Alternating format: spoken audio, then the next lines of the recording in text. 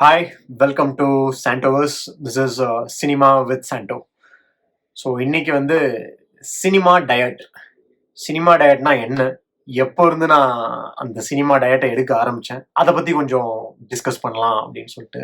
So basically நான் வந்து ஒரு மதுரை பையன். எங்களுக்கு வந்து பெரிய என்டர்டெயின்மெண்ட்டே சினிமா தான். நான் காலேஜ் படித்த டைமில் வந்து சினிமா டிக்கெட் வந்து பார்த்தீங்கன்னா ஒரு 20 ருபீஸ். ஸோ எங்களோட கணக்கே எப்படி இருக்கும்னா, அப்படி இப்படின்னு ஒரு 20 ரூபா கையில் இருக்கும். தியேட்டர் போவோம், எல்லா படத்துக்கும் போவோம். என்ன படம் அன்னைக்கு ஓடுதோ அவ்வளவுதான் அந்த படத்துக்கு அப்படின்னு போவோம். போயிட்டு இன்டர்வல்ல வீட்டுல லஞ்ச் எடுத்துட்டு போயிருப்போம்ல, இன்டர்வல்ல அந்த லஞ்ச் ஓபன் பண்ணி நாங்க சாப்பிட்டு அன்னைக்கு ஒரு படம் முடிஞ்சது. இது வந்து காலேஜ் கட் அடிக்கும் போது கட் அடிச்சுட்டு ஒரு படம் பார்த்துட்டு அந்த லஞ்ச் அன்னைக்கு சாப்பிட்டுட்டு அப்படியே வீட்டுக்கு வர்றது. அது வந்து எங்களோட இது. காலேஜ் கட் அடிக்கலனாலும் படம் படம் பார்க்கணும் எங்களுக்கு. என்ன புது படம் வருதோ, என்ன படம் வருதோ எங்களுக்கு போய் படம் பார்க்கணும். ஸோ அப்படியான ஒரு படம் பார்க்குற மூவி பஃப் மாதிரியான ஒரு ஆள் தான் நான். எல்லா படமும் மோஸ்ட்லி தியேட்டர் போய் பார்க்கணும், நல்லா போய் என்ஜாய் பண்ணணும், தியேட்டர் போய் படம் பார்த்து என்ஜாய் பண்ணணுங்கிற மாதிரியான மூவி பஃப் தான் நான்.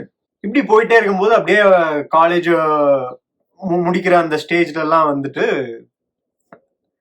ஃபேஸ்புக் எல்லாம் கொஞ்சம் அப்படியே வருது. ஃபேஸ்புக்ல வந்து டீகோடிங் ஏறா மாதிரி ஒன்று ஸ்டார்ட் ஆகுது. ஒரு படம் வர்றதுக்கு முன்னாடியே ட்ரைலர் அதெல்லாம் பார்த்துட்டு, இல்லை அந்த படத்தோட பத்தின ஏதோ ஒரு நியூஸ் பார்த்துட்டு ஒரு பெரிய பேராகிராஃபா இந்த படம் இப்படி இதனால இங்க வந்துச்சு, இதனால ஒரு இந்த சீன், இந்த மாதிரியான சீன் இந்த படத்துல இருக்கிறதுக்கான சான்சஸ் வந்து அதிகமா இருக்கு, இந்த இங்கிலீஷ் படத்துல இருந்து இந்த படம் இன்ஸ்பயர் பண்ணியிருக்காங்க, அந்த மாதிரியான பெரிய பேராகிராஃப் ஆளாளுக்கு எழுதுறது வந்துட்டு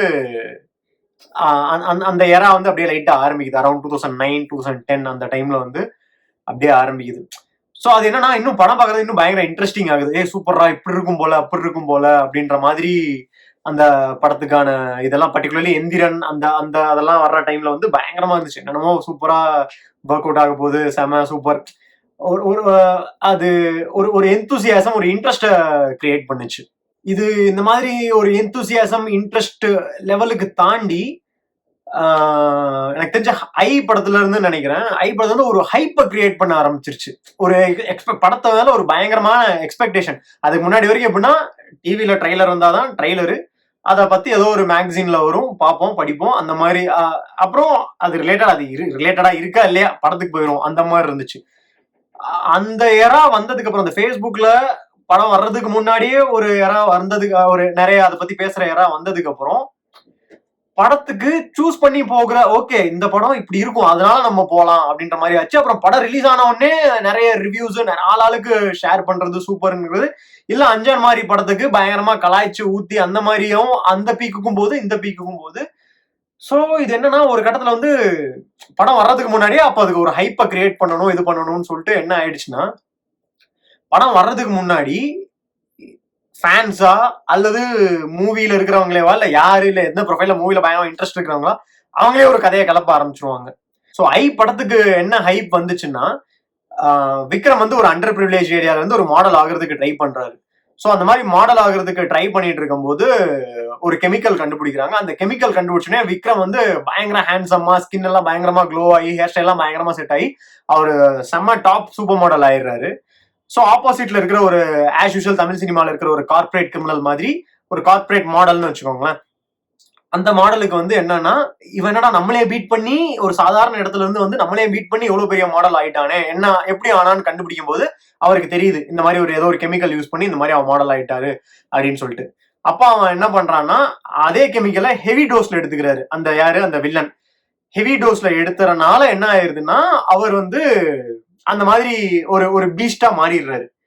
அந்த பீஸ்ட் வந்து ட்ரெய்லர்ல காமிக்கவே இல்லை, அது வந்து சஸ்பென்ஸ் படத்துலதான் வரும், அந்த பீஸ்ட் வில்லன் அப்படிங்கிற மாதிரி. விக்ரம் என்னன்னா, இந்த டோசேஜ்ல எடுத்துல சைடு எஃபெக்ட்ஸ்ல நம்ம நம்ம நம்ம படம் வர்றதுக்கு முன்னாடி ட்ரைலர்ல காமிச்சா அந்த ஒரு பீஸ்டா மாறிடுறாரு.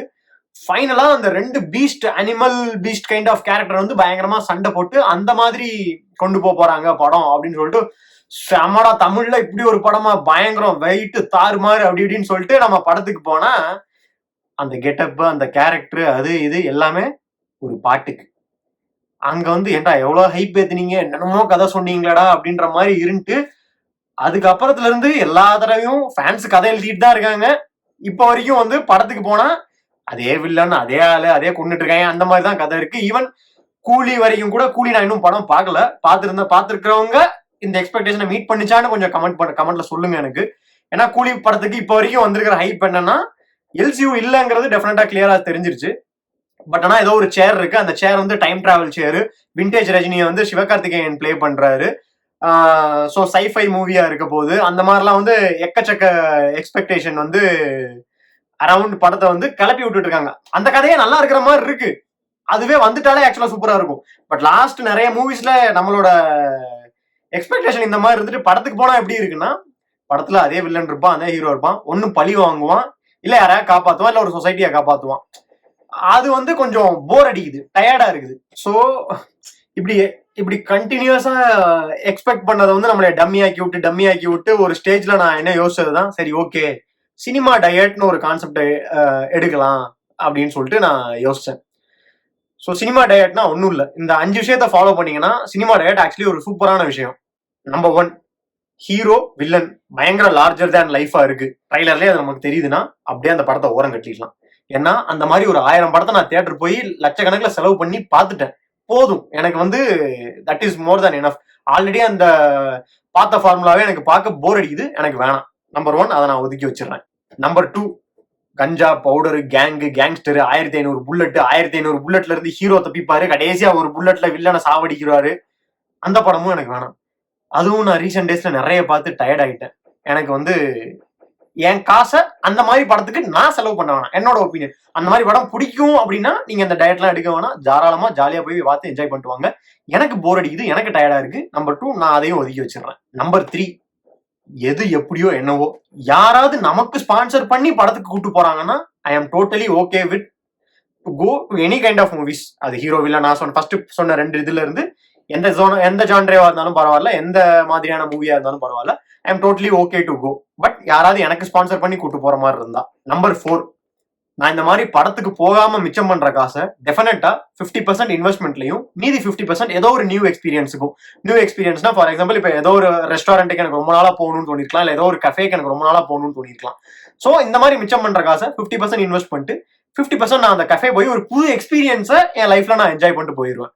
அது எனக்கு ரொம்ப முக்கியம். ஸோ அது ரொம்ப வேர்த்தியாகவும் இருக்கு. ஓகே, ஒரு புதுசா ஒரு ரெஸ்டாரண்ட்ல போய் இது வரைக்கும் சாப்பிடாத ஒரு காஃபியை நம்ம டேஸ்ட் பண்றது வந்து எனக்கு ஒரு புது எக்ஸ்பீரியன்ஸா இருக்கு. அது நான் செலவு பண்ற அந்த காசு வந்து எனக்கு ரொம்ப வேர்த்தா இருக்கு. நம்பர் 5, படத்துக்கு எவ்வளோ ஹைப் ஏத்தினாலும் சரி, எவ்வளோ எக்ஸ்பெக்டேஷன்ஸை கிரியேட் பண்ணாலும் சரி, உங்களுக்கு இந்த மாதிரியான படம் போக வேண்டாம்னா அதுல ரொம்ப ஸ்ட்ரிக்டா ஸ்டபனா இருங்க, போகாதீங்க. போக மாட்டேன், நான் போக மாட்டேன், தட்ஸ் இட். ஸோ இந்த 5 விஷயம் ஃபாலோ பண்ணீங்கன்னா சினிமா டயட்டுங்கிறது ஆக்சுவலி சூப்பர் கான்செப்ட். நம்மளே ஆட்டோமேட்டிக்கா போகாம விட்டு அந்த மாதிரி படம் வராமே இருக்கிறதுக்கும் நிறைய சான்சஸ் இருக்கு. நான் சொல்றது ஒரு 30-40 இயர்ஸ் டவுன் த லைன் அந்த மாதிரி ரொம்ப போர் அடிக்கிற டயர்ட் ஆகிற படங்கள் வராம இருக்க நிறைய சான்சஸ் இருக்கு. ஸோ இப்போ என்னதான்டா பண்றது நாங்க டேரக்டர்ஸ், இந்த படம்லாம் அப்புறம் என்ன தியேட்டர் வந்து பார்க்க மாட்டீங்களா அப்படின்னா, இல்ல பாக்குறோம், ஒரே ஃபார்முலா ஒரே இது டயர்ட் ஆகுது. ஃபார் எக்ஸாம்பிள் ஒரு நாங்க வளர்ந்த ஏரா வந்து எப்படி இருந்துச்சுன்னா, அண்ணாமலை, பாஷா, முத்து, அருணாச்சலம், படையப்பா, டெம்ப்ளேட் ஒண்ணுதான். ரஜினி ஒரு நல்ல ஒரு லெவல்ல இருப்பாரு, கீழே வருவாரு, திருப்பி ஒரு லெவலுக்கு போவாரு. இங்க இந்த எல்லா படத்தோட டெம்ப்ளேட்டும் ஒண்ணுதான். ஆனா அது உள்ள அத்தனை ஸ்கிரீன் பிளே இருக்கும். ஐ மீன் எனக்கு எக்ஸாக்ட் டெக்னிக்கல் டேர்ம்ஸ் தெரியல, பட் அதுக்குள்ள நம்மளை இன்ட்ரெஸ்டிங்கா உட்கார வச்சு பாக்குறதுக்கான எலமெண்ட்ஸ் நிறைய இருக்கும். ஜஸ்ட் ஹீரோ வில்லன் அப்படின்ற மாதிரி இல்லாம, ஹீரோ வந்து 1500 புல்லட் வச்சு சுடுவாங்க, அவர் ஒரு புல்லட்ல கூட மாட்டி சாவ மாட்டாரு. ஆனா ஹீரோ வந்து ஒரே புல்லட்ல வில்லனை காலி பண்ணிடுவாரு, இல்ல கிளைமேக்ஸ்ல வில்லனை சாவடிக்க போறான். அந்த மாதிரின்ற ஒரு போரிங்கான ஒரு இதை எடுத்துக்காம, சப்ஜெக்ட் எடுத்துக்காம, கடைசியில ஹீரோ தான் ஜெயிப்பாரு. ஆனா அது எப்படி ஜெயிக்கிறாருன்றது வந்துட்டு செமையா இருக்கும், பயங்கரமா இருக்கும். ஸோ அந்த மாதிரி எல்லாம் பார்த்துட்டு வந்துட்டு இப்படி பார்க்கும்போது எங்களுக்கு போர் அடிக்குது, டயர்டாகவும் இருக்கு. இன்னும் நான் கடைசியா சிம்பிளா சொல்லணும்னா, குருவி மாதிரி படம் நிறைய பார்த்தாச்சு, அருவி மாதிரி படம் தான் கம்மியா வருது. எங்களுக்கு நிறைய அருவி மாதிரி படம் கொடுங்க, குருவி மாதிரி படம் வேணாம், டயர்டா இருக்கு. அது மட்டும் தான் நான் சொல்றேன். தேங்க்யூ, பாய் பாய்.